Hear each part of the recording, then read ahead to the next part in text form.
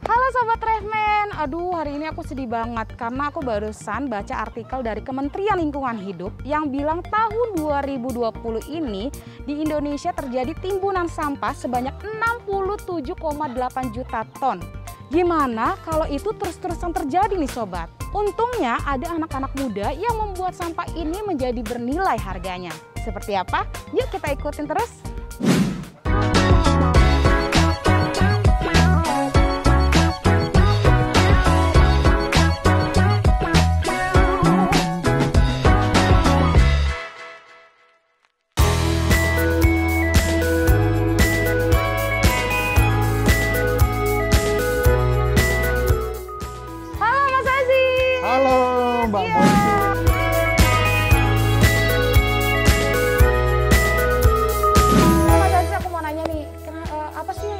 Belakangi terbentuknya si Eco Paving ini. Nah, kita ini berawal dari keprihatinan yang sama, meskipun tempat kerja kita berbeda, tapi di masing-masing tempat sering banget melihat tumpukan-tumpukan sampah plastik, utamanya kresek, saset, dan sebagainya.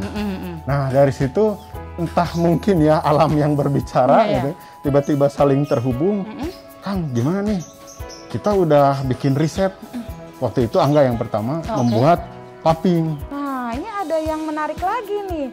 Ada tulisan sumpah sampah dan jangan-jangan ini juga tagline dari si Eco Paving ini. Ini kenapa pemilihannya sumpah sampah? Ini apa ya? Diskusi kemudian mungkin sampai berdoa dulu apa ya nama yang baik buat kita gitu. Biar berkah kan nama ya kan. Ada beberapa alternatif, ada 5 lebih, tapi yang kepilih akhirnya sumpah sampah. Artinya adalah kami bersumpah untuk mengolah sampah. Katanya dengar-dengar nih, Eco Paving ini juga memberdayakan warga-warga sekitar untuk membantu. Nah, itu gimana ceritanya tuh?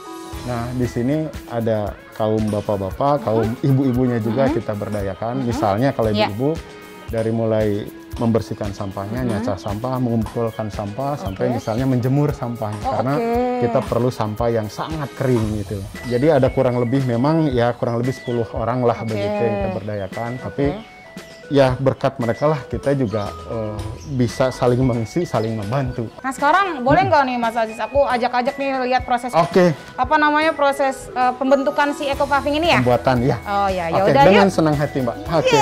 Kalau gitu kita langsung masuk aja yuk Sobat Revmen. Monggo Mbak. Ya. Ah di sini bahan bakunya. Betul. Oke. Ini contoh Eco Paving-nya, nanti mengenai proses produksi, bahan apa yang digunakan, nih sama teman saya. Siap.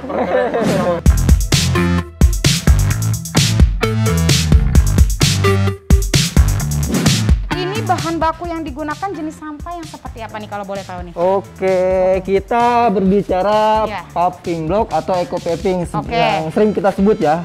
Bahan yang kita angkat adalah bahan sampah plastik kresek yang tidak bernilai, berserakan di lingkungan kita. Iya, ternyata bisa jadi produk yang bermanfaat, bernilai. Keren. Nah, iya ini. Kok tapi ini kan plastik, kok ini rada berat ya? Berarti apakah ada komposisi lain selain plastik di sini? Nah, kita sedang berbicara komposisi ya Kak ya? Iya. Kita pakai 2 komposisi.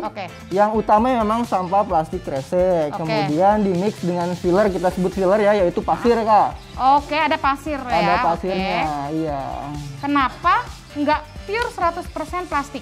Kenapa tetap harus ada pasir di sini? Untuk menambah beban si Eco Paving sini. 2 untuk menambah kualitas. Karena kenapa Kak? Pas kita coba dengan dicampur pasir, dia tahan bakar juga. Nah, coba aku pengen lihat ini jenis-jenis produk plastiknya ya. Kalau ini adalah kresek Kak. Oh, kresek. Iya. Kreseknya jadi kayak gini nih. Kalau yang ini jenis apa ini? Ini adalah tutup botol. Ini juga tutup botol. Oh, sama tutup botol. Iya.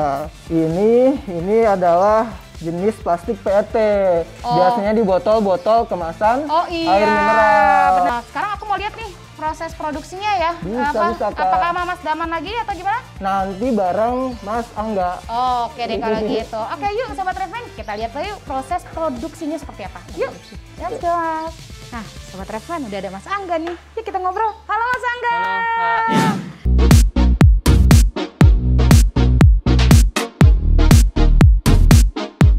Mas Angga mau tanya nih, sebenarnya ini kita mulai dari mana nih nih untuk membuat si eco puffing ini, kita mulainya dari mana nih prosesnya? Dari mesin yang ini. Dari mesin ini namanya mesin? Ini extruder untuk mesin peleleh plastik lah. Oh, itu, ya. Jadi sampah-sampah yang tadi itu kita masukkan ke dalam mesin ini.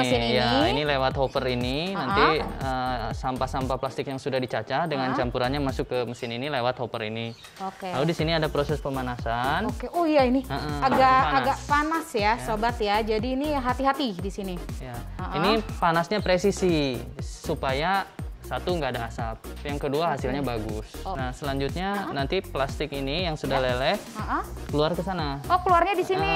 Siapa tahu ada asap, kita juga treatment asapnya untuk nanti dibuang ke lingkungan. Oke, jadi setelah meleleh hasilnya kita, nah seperti ini. Oh, ini dia hasilnya. Nah, ini belum dicetak ya, ini belum dicetak. Ya. Terus ditimbang di sini. Betul. Kalau nggak salah tadi Mas Daman bilang 1,2 kilo ya, satu apa namanya? Satu puffingnya 1,2 kilo. Ya. Oke, dari sini masuk ke sini mesin press mold. Oh, jadi kekuatannya dibentuk di sini. Jadi kekuatan puffingnya sama bentuk yang kotak tadi dibentuknya di mesin ini. Oke, gitu. Dibentuk di mesin. Kendala apa yang dihadapi dalam proses pembentukan si eco puffing ini? Biasanya karena ini limbah ya, orang-orang pertanyaannya adalah toksik atau enggak. Oh iya, benar juga gitu. ya. Jadi karena limbah ini plastik biasanya ada ini bahaya enggak atau seperti apa. Jadi ini lebih ke menjawab pertanyaan-pertanyaan orang dari luar seperti apa. Lebih ke bahaya, membuktikan bahwa proses ini tidak bahaya untuk lingkungan sih. Harapannya nih terakhir, harapan untuk eco puffing ini kira-kira seperti apa? Jadi gini Mbak, jadi sampah kresek ini itu sampah yang paling besar lah di TPA, itu yang paling menumpuk. Jadi kenapa? Karena nggak dipungut sama pemulung dengan alasan tidak ada nilai ekonominya. Jadi di mana-mana di seluruh Indonesia yang paling banyak tuh sampah kresek atau bungkus makanan yang styrofoam yang pokoknya tidak ada nilai jualnya. Nah dengan eco puffing ini berharap sampah-sampah yang tidak ada nilai jualnya seperti itu bisa teratasi dengan kita sedikit mengubah nilai ekonominya seperti itu. Jadi ada lapangan pekerjaan yang baru, ada masalah sampah teratasi serta ya itu tadi harapannya Indonesia lebih bersih. Oke, terima kasih Mas Angga. Sama-sama Mbak. Nah Sobat Refman, ingat selalu ya, sebagai anak muda kita harus berinovasi terus. Seperti eco puffing ini, membuat sampah yang tidak bernilai menjadi sesuatu yang bernilai. Oke, selalu berinovasi sebagai anak muda Indonesia. Kalau gitu, aku Bonci pamit. Dan Sumpah Sampah bukan sampah lagi.